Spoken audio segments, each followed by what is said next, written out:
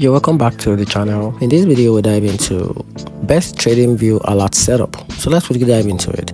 If you want to catch market moves without watching charts all day, start with price alert at the key level like support, resistance, or breakout. Hard indicator alerts such as RSI overbought or the oversold, using the MACD crossover or the volume spike to spot trend change early.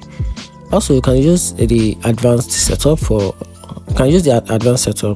multi-condition alerts, so they can trigger only when several signals align. And the set notification via the push, use email or webhook depending on your trading style.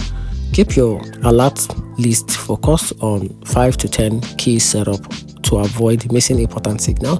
And if this helped you, like the video, subscribe for more quick trading tips, and comment which alert you will like to set up first. And that's it.